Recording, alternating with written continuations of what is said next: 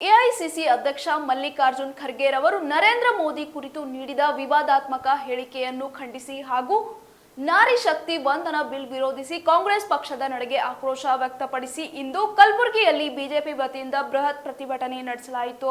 ನಗರದ ಸರ್ದಾರ್ ವಲ್ಲಭಾಯ್ ಪಟೇಲ್ ವೃತ್ತದಿಂದ ಜಿಲ್ಲಾಧಿಕಾರಿಗಳ ಕಚೇರಿವರೆಗೆ ಪಾದಯಾತ್ರೆ ನಡೆಸಿದ ಕಾರ್ಯಕರ್ತರು ಖರ್ಗೆ ಅವರು ತಮ್ಮ ಹೇಳಿಕೆಗೆ ತಕ್ಷಣ ಕ್ಷಮೆ ಯಾಚಿಸಬೇಕು ಎಂದು ಆಗ್ರಹಿಸಿದರು.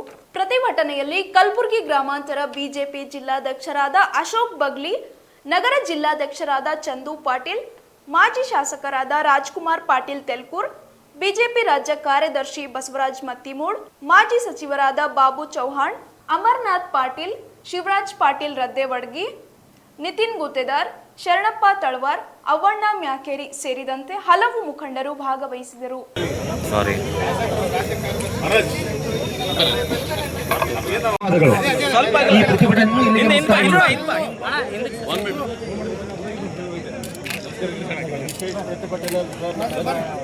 ಕಲಬುರಗಿ ಜಿಲ್ಲೆಯಲ್ಲಿ ಇಂದು ವಿಶೇಷವಾಗಿರ್ತಕ್ಕಂಥ ಎರಡು ಯುವ ಮೋರ್ಚಾ ಹಾಗೂ ಮಹಿಳಾ ಮೋರ್ಚಾ ವತಿಯಿಂದ ಪ್ರತಿಭಟನೆಯನ್ನು ಹಮ್ಮಿಕೊಳ್ಳಲಾಗಿದ್ದು, ಮಲ್ಲಿಕಾರ್ಜುನ್ ಖರ್ಗೆ ಅವರು ದೇಶದ ಹೆಮ್ಮೆಯ ಪ್ರಧಾನಮಂತ್ರಿಗಳಾಗಿರ್ತಕ್ಕಂಥ ನರೇಂದ್ರ ಮೋದಿ ಅವರಿಗೆ ನರಹಂತಕ ಅಂತಕ್ಕಂಥ ಭಾಷೆಯನ್ನು ಬಳಸಿದ್ದಾರೆ.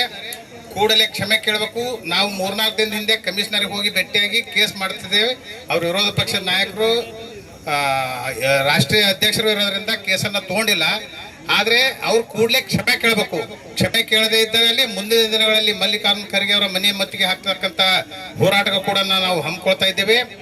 ಹಾಗೆ ಕಲಬುರಗಿ ಜಿಲ್ಲೆ SSLC ಹಾಗೂ ಸೆಕೆಂಡ್ ಇಯರ್ ಅಲ್ಲಿ ಫಸ್ಟ್ ರ್ಯಾಂಕ್ ಸೆಕೆಂಡ್ ರ್ಯಾಂಕ್ ಬಂದವ. SLC ದೊಳಗೆ first rank, PUC second rank. ಹೆಂಗಂದ್ರೆ ಬುಡ್ಕಿಂದ ಮ್ಯಾಲೆ ಓದ್ರ, ಮ್ಯಾಲಿಂದ ಬಂದ್ರೆ ಕೊನೆಗೆ, ಬುಡ್ಕಿಂದ ಬಂದ್ರೆ ಫಸ್ಟ್ ರ್ಯಾಂಕ್. ಅಂತ ದೇಶ ವಿದೇಶಗಳಂತ ಎಲ್ಲ ಹಿರಿಯ ನಾಯಕರಿಗೆ, ನರೇಂದ್ರ ಮೋದಿ ಅವರಿಗೆ, ಅಮಿತ್ ಶಾ ಅವರಿಗೆ ನೀವೇನು ದನ ಕಾಯ್ತೀರ ಕತ್ತಿ ಕಾಯ್ತೀರ ಅಂತ ಕೇಳ್ತಕ್ಕಂಥವ್ರು, ನೀವೇನು ಇಲ್ಲಿ ದನ ಕಾಯ್ತಾ ಇದ್ದೀರಾ ಕತ್ತಿ ಕಾಯ್ತಾ ಇದ್ದೀರಾ ಉಸ್ತುವಾರಿಗಳ ಸಚಿವರೇ ಅಂತ ನಾವು ಕೇಳ್ಬೇಕಾಗ್ತದ. ಯಾಕಂದ್ರೆ ಕಲಬುರಗಿ ಇಡೀ ನೀವೇನು ಕಳೆದ 3 ವರ್ಷ ಸರ್ಕಾರ ಮಾಡ್ತಾ ಇದ್ದೀರಿ, ಎಲ್ಲಾ ಸಲನೂ ಸ್ಥಾನದಲ್ಲಿನೇ ಬರ್ತಾ ಇದೆ. ಅದಕ್ಕೆ ನಿಮ್ಮ ಶ್ರಮ ಏನದ? ಕಲಬುರಗಿಯಲ್ಲಿ ಒಂದು ಸಭೆ ಮಾಡ್ತಾ ಇಲ್ಲ, ಕಲಬುರಗಿಗೆ ಬರ್ತಾ ಇಲ್ಲ. ನೀವು ಬೆಂಗಳೂರಿನಲ್ಲಿ ಕೂತು ಮೋಜು ಮಜಾ ಮಾಡ್ಕೊಂತ ಇದೇನು ಮಾಡ್ತಾ ಇದ್ದೀರಿ, ಇದು ಬಹಳಷ್ಟು ಮಂದಿ ನಮ್ಮ ಭಾರತೀಯ ಜನತಾ ಪಕ್ಷದ ಕಾರ್ಯಕರ್ತರು ರೊಚ್ಚಿಗೆದ್ದಾರ. ಕಾಂಗ್ರೆಸ್ ಪಕ್ಷವು ಮಹಿಳೆಯರಿಗೆ ಒಂದು ತುಂಬಾ ಅನ್ಯಾಯ ಮಾಡಿದೆ. ಯಾಕಂದ್ರೆ ಈ ಒಂದು ಕ್ರೆಡಿಟ್ ಪ್ರಧಾನಿಯವರಿಗೆ ಮಾತ್ರ ಹೋಗ್ತಾ ಇರಲಿಲ್ಲ, ದೇಶದ ಎಲ್ಲ ಪ್ರತಿಪಕ್ಷಗಳಿಗೂ ಮಹಿಳೆಯರಿಗೆ ಒಂದು ಸಮಾನತೆ ಕೊಟ್ಟಿದ್ದಾರೆ ಅಂತೇಳಿ ಸೇರ್ತಾ ಇತ್ತು. ಆದ್ರೆ ಕಾಂಗ್ರೆಸ್ನವರು ಮತ್ತು ಪ್ರತಿಪಕ್ಷಗಳು ಸೇರಿ ಮಹಿಳೆಯರ ಒಂದು ಹಕ್ಕುಗಳಿಗೆ ಕಡಿವಾಣ ಹಾಕಿದ್ದಾರೆ. ಈ ಕಡಿವಾಣ ಕೇವಲ ಬಿಜೆಪಿ ಪಕ್ಷದ ಮಹಿಳೆಯರಿಗೆ ಅಷ್ಟೇ ಅಲ್ಲ, ಎಲ್ಲಾ ಪಕ್ಷದ ಮಹಿಳೆಯರಿಗೂ ಕೂಡ ಇದು ಸಂಬಂಧಪಟ್ಟಿದೆ. ಎಲ್ಲಾ ಮಹಿಳೆಯರು ಕೂಡ ಇದಕ್ಕೆ ಒಂದು 33% ಮುಂದಿನ ದಿನಗಳಲ್ಲಿ ಮಹಿಳೆಯರ ಒಂದು ರಾಜಕೀಯಕ್ಕೆ ಬರಬಾರ್ದು ಅಂತ ಹೇಳಿ ಅವರ ಕುತಂತ್ರ. ಇವತ್ತು ನಾವು ಸೋತಿಲ್ಲ, ಇದು ಒಂದು ನಮ್ಮ ಹಿನ್ನಡೆ ಅಷ್ಟೇ. ನಾವು ಇನ್ನು ಮುಂದೆ ಇದಕ್ಕಾಗಿ ಹೋರಾಟ ಮಾಡ್ತೇವೆ. ಎಲ್ಲವನ್ನ ವೀಕ್ಷಣೆ ಮಾಡ್ತಾ ಇದ್ದೀವಿ.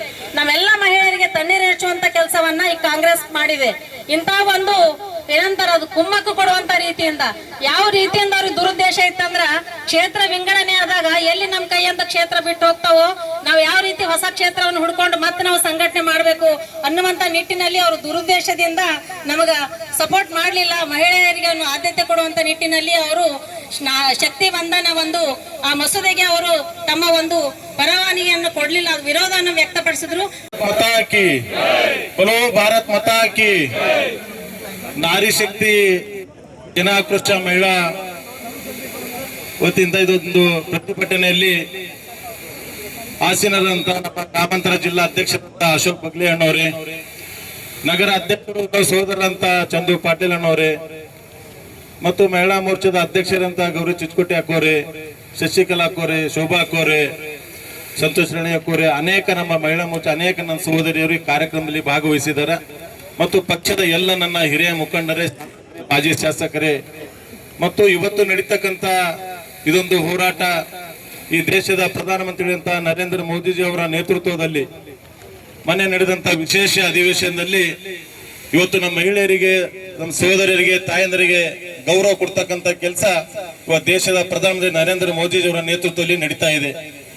ಇವತ್ತು ಅನೇಕ ನಮ್ಮೆಲ್ಲ ಸಹೋದರಿಯರು ಈಗಾಗಲೇ ಶಶಿಕಲಾ ಅವರು ಹೇಳಿ ಮುಖಾಂತರ ಇವತ್ತು ಒಳ್ಳೆಯದೊಂದು ಈ ದೇಶದಲ್ಲಿ ಮಹಿಳೆಯರಿಗೆ ವಿಶೇಷ ಬಿಲ್ ಅಂತಂದು 33% ಮುಖಾಂತರ ಮಹಿಳೆಯರು ಆದ್ಯತೆ ಕೊಡ್ತಕ್ಕಂಥ ಕೆಲಸ ಈ ದೇಶದ ಪ್ರಧಾನಮಂತ್ರಿಗಳು ನರೇಂದ್ರ ಮೋದಿ ಅವರ ನೇತೃತ್ವದಲ್ಲಿ ನಡೀತಾ ಇದೆ.